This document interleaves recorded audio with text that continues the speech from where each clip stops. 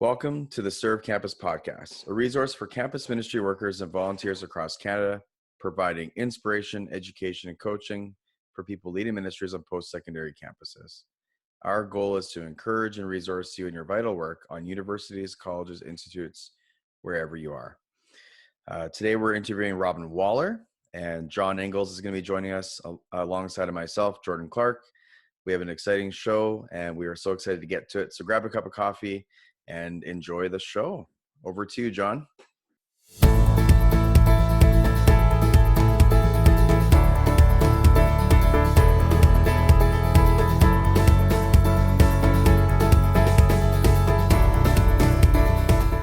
Thanks, Jordan. It's great to be together today, and I hope you guys had a good weekend. Any highlights from the weekend out there in Ontario, Robin? We've it's good to be together. Yeah, no, it's we're in the good part of the year. I love the humidity and the heat, so it's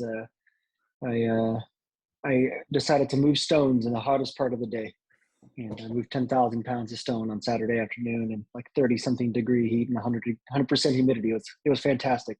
It's my idea of a good time. And you don't have any more weight to lose there, brother, but how about you, Jordan? Anything you were up to this weekend? I spoke at a preteen camp last week, so that went really well. And I just got back on Saturday. So, and it's a little bit cooler, which is nice. It's been pretty hot, like in the high 30s or mid 30s last week. So it's kind of nice to be in the 19s to 21s. But yeah, so I just got back on Saturday. We had a worship night last night at our campus ministry, which is awesome. And so back in the flow, I guess. So it's Regina, so nothing too crazy happening over here. That's awesome. I guess the Riders lost yesterday, but I don't know if anyone cares about the CFL. So don't say that in Hamilton. Okay. Okay. I mean, people be happy they lost. It is fun. Oh yeah, there we go. So yeah, so I mean, it's something to do here, so it's fun to go to the games. But yeah, so I grew up in Vancouver, so like the CFL games there, it was like $10 to get in, and you do it because there's nothing else to do. You know what I mean? So out here, it's a little different. Well, guys, since you asked, I'll tell you what I'm doing about my week. What I did with my weekend. I was just going to. I neither spoke at a camp or a church or anything like that, nor did I heave stones. But we did take a little break up the Sunshine Coast here along the BC coastline, and with the family, with my sister, spent the weekend. And one of the things that we did was go up to the Skookumchuck Currents, which is where the tides come in through a very narrow passage. It actually is like a river with rapids. I've never seen quite tidal flow like that before. And there's a couple of guys kayaking on the tidal wave that was rushing in. And there was a bit of a crowd there, and they were cheering them on, you know, and yeah, so it was a lot of fun. But if you're ever out this way, that's a must do. You must go in, and the hike is 8 kilometers round trip. And so you are really glad to sit down halfway and take that glory show of God in. So that's what I did. Anyway, well, we're going to talk about Robin now. He's going to talk about himself, about ministry, and we're looking forward to that. Well, as our listeners know, we have a fivefold approach to ministries in Canada across our campuses: campus club, church-based, chaplaincy, the creative initiative, and campus church. And so today we're going to be talking all about Campus Church with Robin. And it's pretty exciting. We're really excited about what God is doing there on campuses. And one of the things that Robin has done in his spare time is co-author or author 3 books. Is that right, Robin? Is it 3, or have I lost count? That's 3 right now. There's some others in the works, but we're at 3. Okay, well, that's awesome. Yeah. So the name of the books that have been out are Living Sent, Everyone Sent to Multiply, and this one I'm holding here, Spiritual Discernment, which we'll get back to a little bit later in today's episode. So again, welcome, Robin. Really glad that you could be with us. And Robin is also a member of our national guiding group with Serve Campus Network. And so we're really, really happy to be a part of your life and co-workers with you. So with that, I'm going to turn it back over to Jordan for the first question. Yeah, Robin. So tell us a bit about yourself. Where did you grow up? How long have you lived in Hamilton for? Just any interesting life stories you want to share. You can just share a bit about yourself with us. Yeah, so I grew up in South Africa, and when I was 9, my family immigrated back to Canada, and did my high school years in a suburb north of Toronto, which is a good time. Yeah, I had a great upbringing, great family, really blessed in that way. I moved to Hamilton in 2006, so it's that like 16 years ago, to do my engineering degree at McMaster University. And I remember I told my mom when I was 17 years old, I said, "Mom, I'm moving out and I'm not coming back." And I didn't realize that would devastate my mother, but yeah, I moved out at 17 to go to university, and never really left. Fell in love with the city, fell in love with the campus, ended up meeting my wife at, I joke that I met my wife at a church, at school, and at a bar all at the same time, because our church used to rent a bar on campus. And so met my wife there. And yeah, so married, have 2 kids, and worked as an engineer for quite a long time doing software engineering, and then now I dedicate my time to serving Lift Church primarily. That's amazing. And you have that like you said, you fell in love with campus. Like, what are some of the things about campus that you just enjoyed, or just like, other than your wife, of course, that you met, but what are some of the things, like when you moved here, what are some of the things, when you went to campus, like what are some of the things that stood out to you that made you fall in love with that and that ministry? Yeah, I mean the university campus, and McMaster in particular, is just a really vibrant place. Hmm. The dynamic on the campus it's really unlike anywhere else on earth, where you have like all these people simultaneously trying to figure life out, and asking big questions, and making some really great decisions and some really dumb decisions. Mm-hmm. And it's like beautiful and chaotic and dynamic, um, campuses are funny. They're like, they don't change. Like, they're like time capsules in some ways, but they're also constantly changing.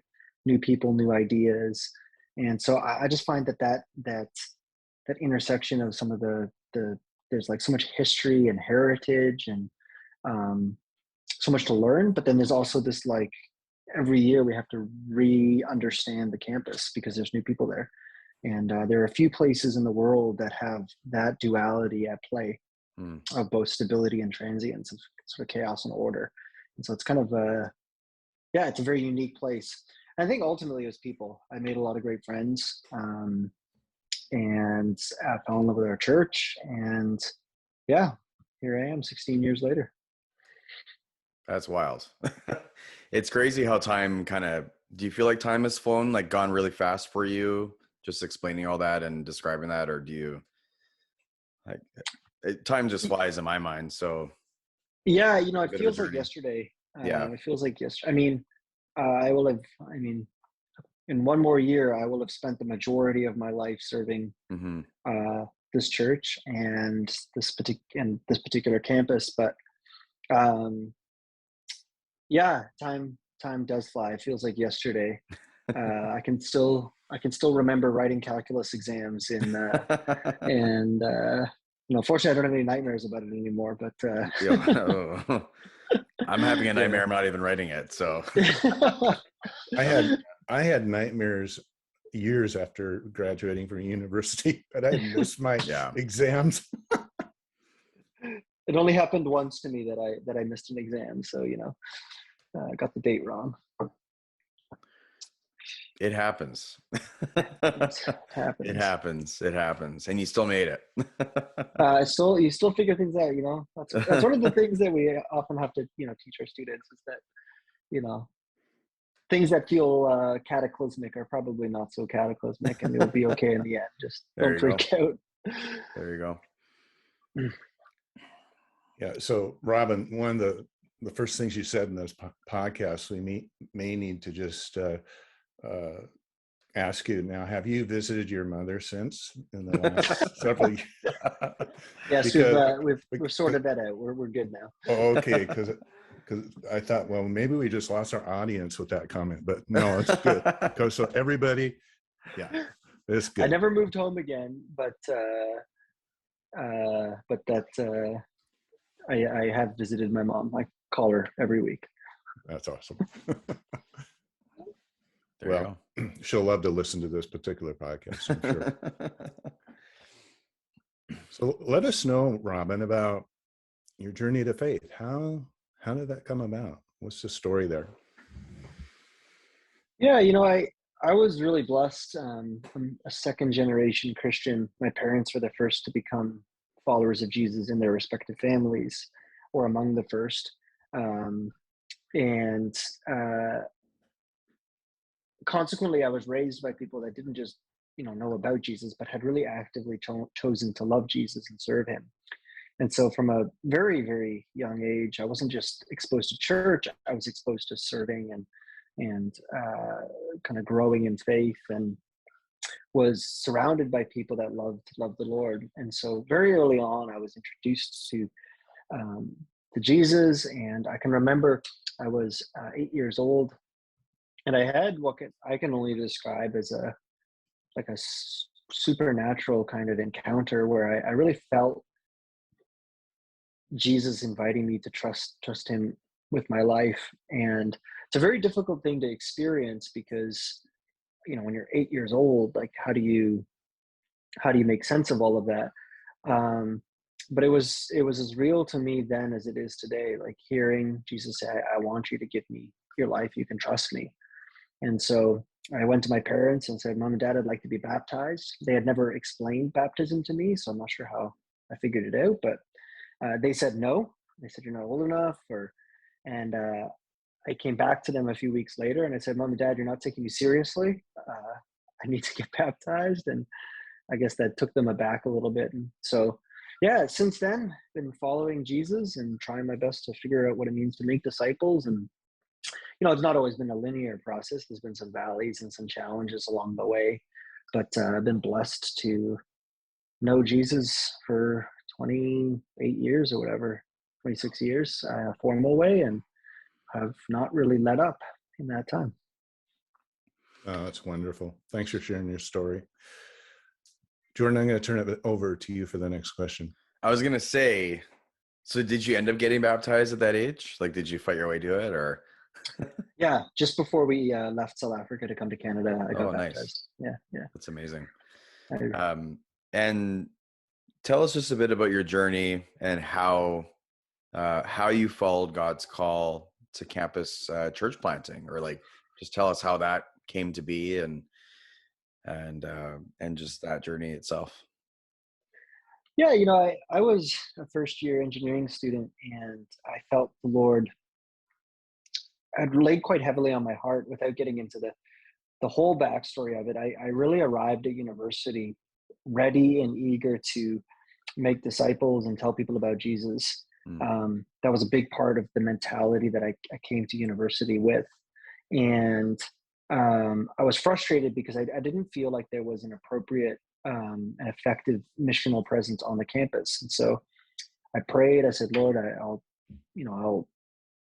I need you to help me find a church on campus, or I'll start one here in my dorm room. And I got a call that later that week. I guess the Lord didn't quite feel I was ready to go out on my own. And so got a call, and there was a guy named Dave Slater who called me up, and he said he was planting a church on campus. And I said, well, I guess I don't have a choice. I probably should jump in with you. Kind of made a deal with the Lord. And so um, jumped in with him and started serving. And I didn't know at the time that that would be, where we are today. And obviously where we are today is very different than where we were back then. But, I think sometimes I get asked, like, how did you know, or how did you decide to do this? But, plant churches on campuses. Now we're planting on around 7 different campuses and all over. And I think sometimes we spend our lives chasing like the next adventure and looking for the next thing and the next thing and the next thing. And at a certain point, I think we just kind of got to stop searching and roots. It's not so much that I had Mm. this grand call to plant churches on campuses as it was that I found people I loved. I found a church I loved, and I said, this is just what I'm going to do. There's people, there's purpose. That sounds good to me. So I'm just going to keep doing this. And I think the Lord has blessed that really simple commitment. I don't know that I'm called to plant churches. I think I'm called to make disciples like every other Christian. Mm-hmm. And I'm just trying my best to do that as effectively and faithfully as I can in the place that God has positioned us, and just said, okay, this is where I am. This is where I'm going to be. I'm not going to look. I'm not going to let my heart wander. It's just where I am. So here we are 16 years later, still doing the same thing. Yeah, I love that aspect of just not like we are always looking for the next greatest thing, right? Or next, I don't know how to word it properly, or next thing, right? Or next adventure or whatever. And I just like what you said about planting roots and digging deep, and hey, like I love it here. So, why not do something here? Kind of mentality. And I just really like that aspect. And what I like about what you said too, you're pouring back into the community that you love, right? Mm-hmm. You're building disciples where you really, like where you were affected by that environment or community, and now you have this opportunity to pour back into it. I think it's really neat. It's pretty rare. Like what you just said is pretty rare, especially in pertaining to like God's calling, right? Like I think sometimes we think God's calling is this big, huge picture, and sometimes it is, or sometimes it's, hey, maybe you should stay there and build a church, or stay there and build a community. Or like you said, we're all called to make disciples. So I really like that comment. I think leaning into that question, just tell us a bit about your role with Lift Church. You are the lead pastor, right, of Yep. Lift. So just tell us With your my wife. journey, and your wife. Yeah. So Yeah. just tell us were you always lead pastor? Kind of what was that journey, and what does that role, like, what do you do in that role? Yeah. What do I do? Maybe you could tell me. What do you not do, I guess, or I don't know. What do I do? Oh man. Yeah. Don't we all feel So, like that as pastors sometimes? I don't know. oh Anyways. man. Yeah. So the story is back in 2012, after a period of transition, Lyft was kind of at a place where it was either we were going to close our doors um, or have to make another plan. And the person that had been leading it had moved on, and it was, it had really declined. And my wife and I just looked at each other and said, look, like we make enough as professionals, and life's fun. We're young. Let's just lead it and see what happens. Right? That same kind of thing. Like, we're here and there's a good opportunity. Let's just say yes and see what happens. And so next thing you know, I'm lead pastor. I think probably at that time might have been the youngest lead pastor of a church anywhere I know. I think it was 24, and it was pretty wild. That is And wild. um, and I mean, there was a lot of learning that then subsequently happened, but yeah, so now my role has evolved a lot over the years as we have planted in now 7 different campuses and different cities. And I think my primary job is really to steward the vision of our church and the culture of our church. the values, the things that are specific to us. So in other words, just kind of looking ahead and saying, hey, where are we going and how are we going to get there? And then trying to embed that through our entire team and ecosystem. And so that really starts with ensuring that the core values that we hold as a church are lived in my own life. And so something that I think whatever we're going to be as a church is likely going to be a reflection of what my wife and I live in our life and in our home. And so my primary role is to make sure that the life we're living is a life that we want emulated, so that we love Jesus, we love the lost, we're engaged in our own evangelism and discipleship. Our home is open, we're available, because these are all things that are important to the type of church we want to lead. And so it's not just the high level stuff. It's casting the high level vision, stewarding the culture, but and then also living it on the ground and modeling it for our church. So sort of the top and the bottom, the highest level thinking, and then also making sure that I'm as hands-on as possible, doing the work that we're trying to get people to do. I don't get to live in my ivory tower. And so I think that those two kind of roles, and then there's all kinds of practical details like that flow into that, organizing team. We've got a building project on the go, finances. It's a very broad array, but if you were to boil it down to what can I do that really nobody else can do, it's steward vision and culture, and then embody that on the ground so that people have a target to replicate. So basically, follow me as I follow Christ. As Paul says, we say to our church. I love that. So there's also a lot of driving, around. Yeah, when you say that, like when you say steward culture, when you say like living out the vision you're casting or whatever, like living the details, when you do that, like does that mean there's like mantras that you repeat every week? Is there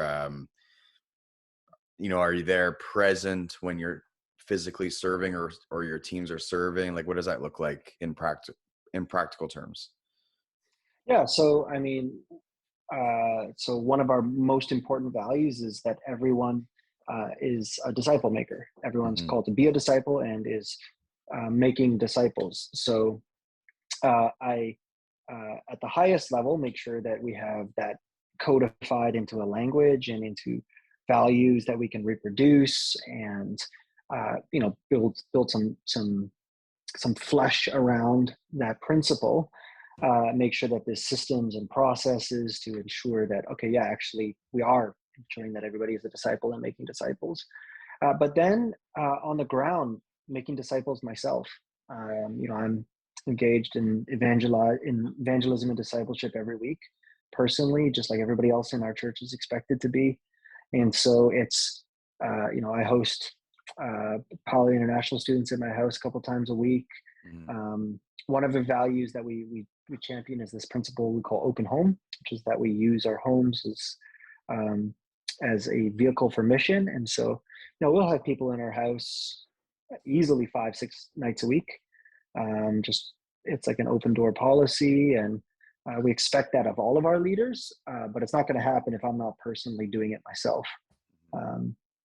We value living in proximity to the campus. So, I bought a house next door to the campus, and most of our leadership team does. And we value living in community. So we have one of our recent grads, she lives with us, things like that, right? So it's, you set the value and then you live the value personally. And I try to make sure that, and this is tough, right? Because as a leader, you're under a fairly strong microscope. But I try to make sure that whatever values we're expounding or expressing or championing as a church in terms of what it means to live a life on mission and make disciples, that is reflected into my own life, and that I'm not asking anyone to do anything I'm not doing. And that's rooted in a bigger picture value in our churches, that we're all equal. Like, I'm not special. I'm just a random dude. I'm like a nerdy engineer that happen to find themselves leading a church. Like, I don't have this special, you know, spiritual ability to hear God's voice any better than any other Christian. Um, I have a responsibility of leadership, and I've got some abilities that God has given me in terms of skills and whatnot. But Hmm. at the end of the day, I'm not special, and I try to make sure that therefore there's an equal call for everyone to make disciples. So, yeah. That's good. John, I'm going to let you take over the next question there.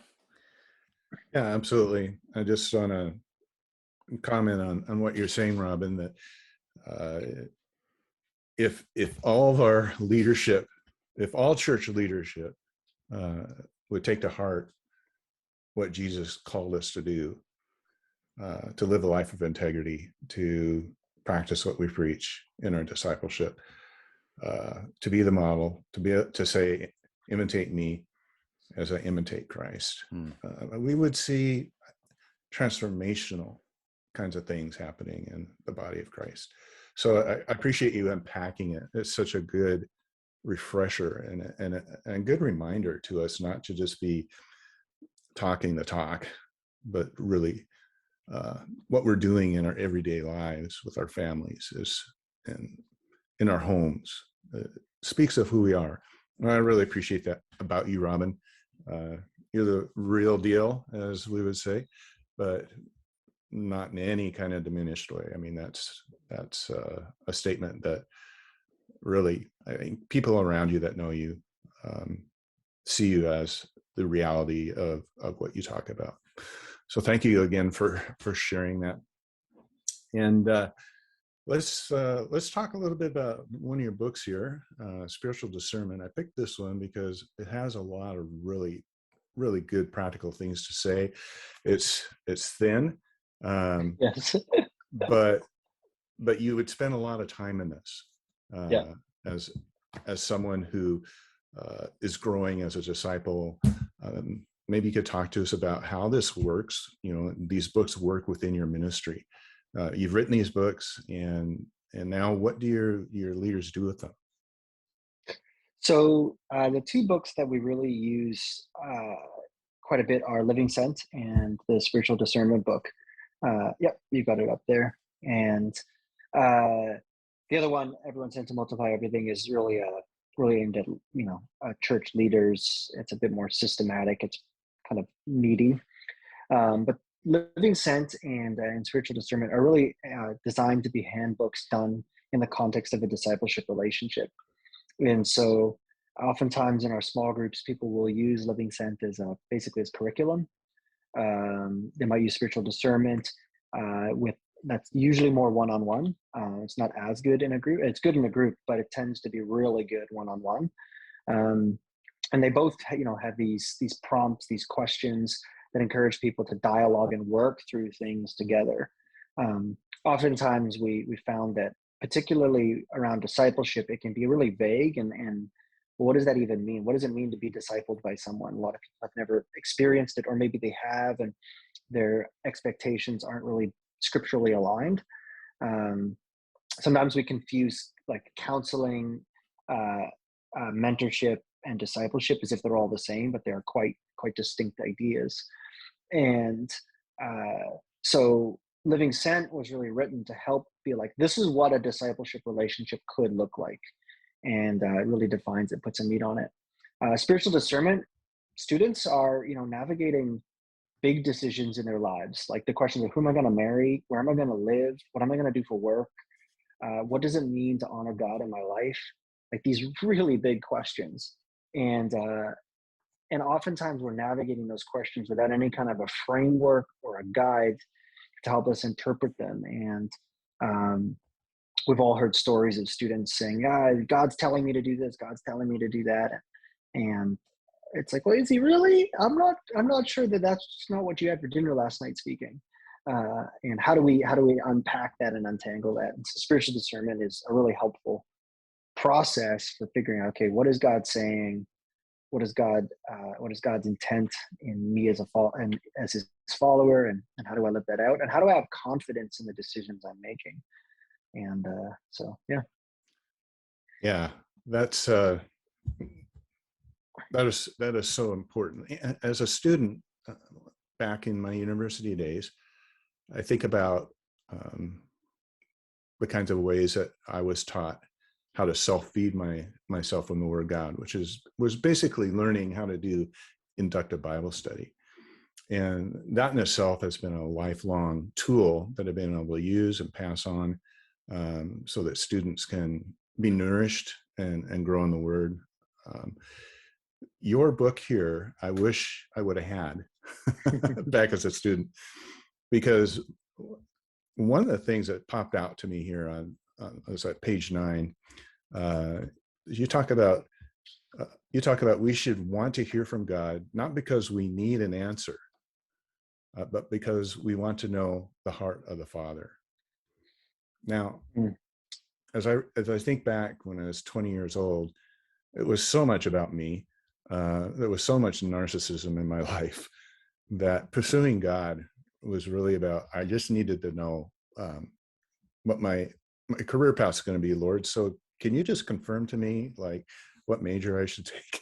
I mean, that's all a part of our growth. Every student goes through that. But just to have somebody walking with me to talk about the driving desire, which you say here, the driving desire for spiritual discernment is not for direction in our lives. And often we come to the Lord with questions about what do I do? But we must let go of the selfish desire to hear from God so that we can feel good about what we are doing. Rather, we must come to the Lord out of a desire to be with him. And I like this statement: spiritual discernment is about presence, not direction. Yeah. Really good. And Yeah. this book is packed with those kinds of statements. And so I encourage everybody to look at it. And it's not very much money, is it, Robin? No, we try to put them up as cheap as possible on Amazon. So Yeah. whatever it takes to get into people's hands. Yeah, for sure. And we'll list those resources in our show notes later. Well, let's talk about a breakthrough season or breakthrough experience in these last years of Lift. Lift has been going through a lot of change. You're building a church right now. It's like a multi-purpose center kind of thing. Talk to me about that a little bit. Yeah, we're basically building a student center next to campus. So a student center specifically for making disciples.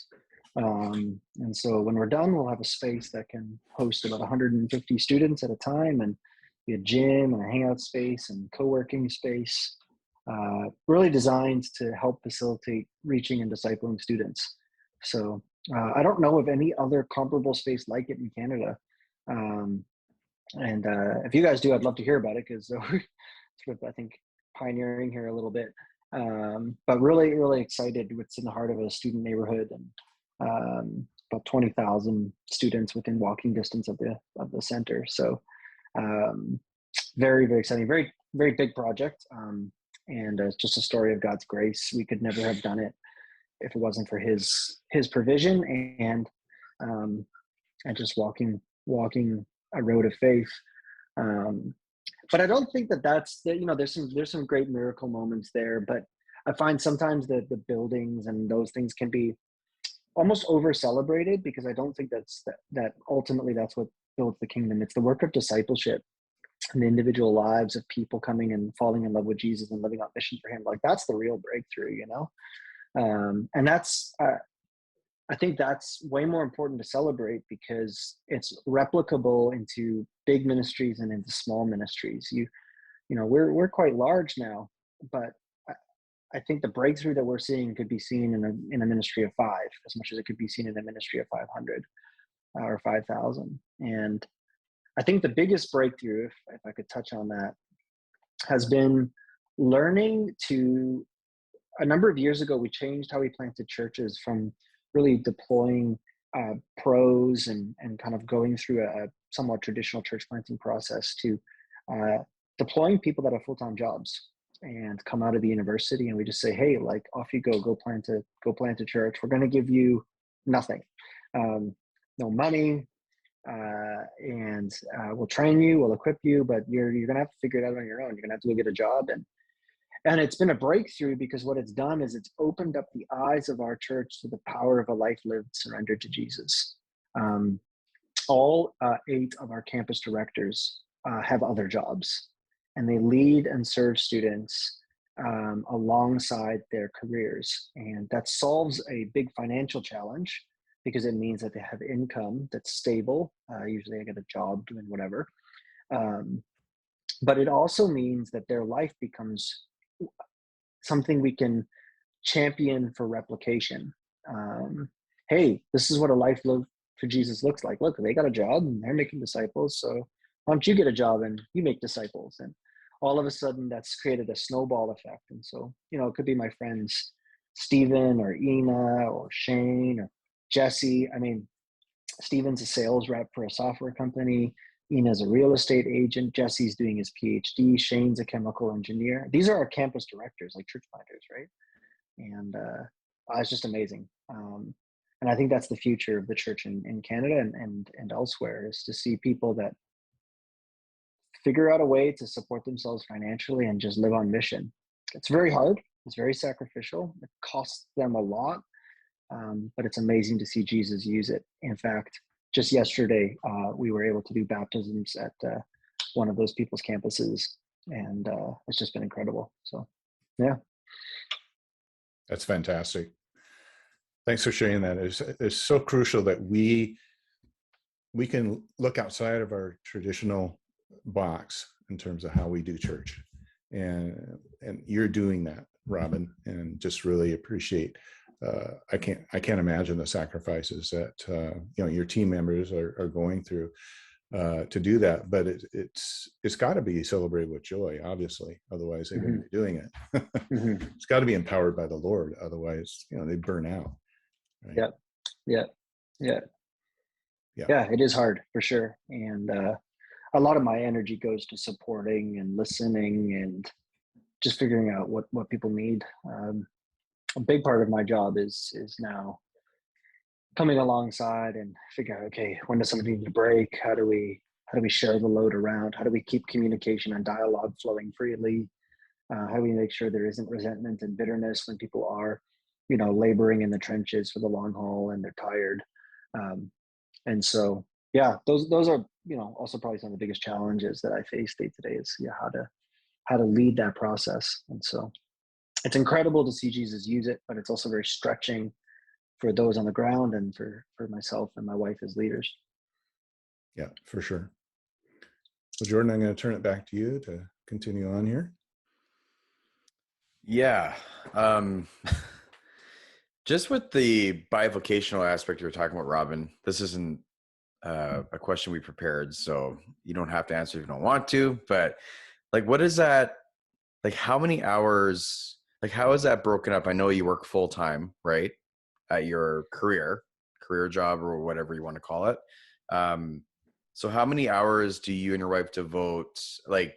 I know it's you can't break it down to a specific number, I guess, but how does that look for someone like me looking into it? And I've worked 2 jobs. This is my first time just focusing on ministry job right now in my life, but I think it's a very real option for us to move forward with being bivocational, maybe even for the first couple, I don't know, right? We are looking into it. So how do you split that up? How is that broken down? Do you split it up? Do you break it down? Do you organize it? How does it look in your life or in your leaders' lives? Yeah, I mean, that's how my wife and I led for the first 8 years. It's only recently that we have been doing this without full time. Although recently I've launched a new company, and I've always had a side hustle. My wife has a job on the side as well, doing communications consulting, and so we have a lot of other things on the go to make our financial ends meet. Yeah, and also to keep our brains engaged and learning, and also living what we call people too. I think the word I would use is the word integration and simplicity. And so those words are very, very, very important, and we use them a lot. So simplicity, let's start there. So all of our leaders live a very simple life. I don't have social media. I don't own a TV. I have one car. Uh, we we basically don't. We make sure that we're just living as simply as possible. We have as little things on our mind as possible Hmm. outside of the things God has called us to. And so, we take on all these things that might be good things. Like there's nothing wrong, for example, with being really passionate about sports or really passionate about X, Y, or Z hobby, and we want to get, the best in the world at it. But it can start to weigh on us emotionally and mentally. So simplicity is key, right? Just keep life simple, unencumbered. Even little things like don't go into debt. Like the amount of mental brain space that Yeah. debt Oh, takes for up is sure. huge, right? Yeah. So we do a lot of work on saying, are we living simple and humble lives? And the one piece. The other piece is integration. Um, One of the death knells to in the bivocational thing is when we try to put boundaries between our ministry life and the rest of our life, Hmm. because then it feels like everything's fighting for attention. And this maybe is against, in opposition to some of the conventional wisdom, but I think we've been doing this long enough that we've been able to, I think, prove it, which is that the answer is actually not boundaries, but integration.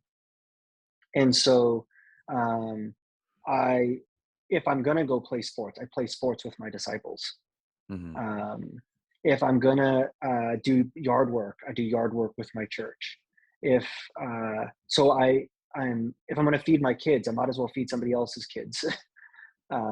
Like it's everything in life is integrated into the life of our church, so that church isn't fighting for time. It's rather life is lived with our church, with our Yeah. students, I on like that. mission.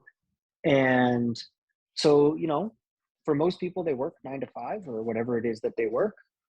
And then they're living on mission the rest of the time. Their mornings, they'll do devotional time with their students. Their evenings, they'll have people over for dinner.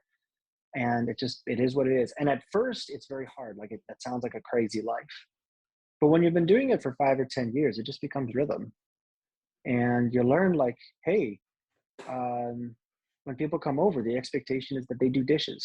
So I expect my guys when they come over, like they're cleaning my house, they're folding my laundry, they're sweeping the floors, like because I'm like I got to get that done. I got to Yeah. care for my Yep. stuff, so Yeah. we integrate. You're literally just doing life together. You know what I mean? Yes, Like that's yeah, literally what you're doing. yeah. Um, A- I love And it's that. very humble, right? Because they Yeah. see my house at its worst. Like I got 2 kids, man. Like they come in and there's diapers on the floor, and they're like, who knows what's happened, right? And it's like, guys, this is just who I am. Well, and Come, it's that aspect of it leans into you just not being like just because you're the leader, you're not any more special than them, right? You're all everything's equal, everything's on the same level in your church. You're not, you know what I mean? Like it plays into what you were saying before with how uh even we all have these different roles to fill in this community and let's just do life together. I just yeah, it's yeah. like it is scary, but it's like also just makes sense. You know what I mean? Like you're kind of combining your life with Well, other people's life and inviting them into those moments too. So and many students, not all, but many students already live this way, right? Like they're living with their yes, buddies, they're yep, doing everything together. So it's like let's just keep that rhythm going. yeah. Let's not break it. Let's not break fellowship. And it's pretty beautiful. But it does, it is a little bit countercultural. So we use Acts chapter 2 and Acts chapter 4 as a bit of a framework for how to think about what Christian living looks like. And Dietrich Bonhoeffer's book, Life Together, Hmm. along with Rosaria Butterfield's book, The Gospel Comes with a House Key, are two really, really Yes, good resources on just the subject of living in community. We're just doing that in a missional way with students, but it could work in any community, which I is think. also very biblical. Like I love Rosaire Butterfield's aspect and outlook on it with because the disciples literally lived with Christ, right? So it's just biblical, which is countercultural. So no, I really like that. Um, who who have been some of the most influential people in your life? Who are the three? I mean, it can be three, it can be one, it can be two, but who are some of the most influential people in your life, and what has been their impact on your life? Yeah. So, I mean, I just alluded to two books in terms of writers. Those are two that have been hugely influential on me: Zay Butterfield and Dietrich Bonhoeffer, and many others. But in terms of influential people in my life, one is there's uh, a lady that actually my youth pastor growing up. She was the least cool youth pastor, um, but she really believed in empowering and equipping us to make disciples. And I think it was her that planted the seeds of uh, of disciple making into me early on, and showed me that, you know what, I don't need to be cool, and I don't need to have people necessarily um, be attracted to the thing I'm leading because they're attracted to me. Rather, you can be an effective leader by just empowering and equipping people to run with the gospel. And so that was huge. Um, and then, yeah, some others. Pete Greig, he's a writer on prayer. He wrote a book called Red Moon Rising. Was very influential in my life. My grandmother, incidentally, was incredibly influential, particularly her prayer life. She became a Christian in her 40s, but um, her ability to persevere through adversity in with a posture of joy and through prayer. She taught me the power of prayer. Um, and I have a good friend down in the U.S. that has planted 73 campus churches, and we've borrowed, stolen, copied a lot from them because I think they're kind of the gold standard. Friends at a church called Grace Point in the U.S., and just amazing people that have, thousands of them who have committed to serving campuses, and so very grateful for that friendship. Well, thank you so much, Robin, for just sharing a bit of yourself, a bit of your heart today, and just what you're doing in your ministry. Where can our listeners connect with you online? Do you want to shamelessly plug some things? Well, I'm not on any socials, Yeah. that whole simple life thing. But you can follow our church on Instagram with Lift Church, or all the other various platforms, Facebook and whatnot. And that's kind of, liftchurch.ca. Everything that I've talked about, you can find there. And John, we've listed the resources in the description, right? Yep. For his books and everything. Yeah, and thanks for those resources, Robin. Really appreciate our time with you today. It's been a lot of fun hearing a little bit of the inside of what's going on. There's so much more, but we're excited about what God is doing currently and with your team there. And thanks for being such a blessing to our network, Serve Campus Network. And I know that that relationship has just meant a lot to so many people. So thank you again. God bless you, Robin. Thanks, guys. It's been a joy to be on. Appreciate it. Thank you.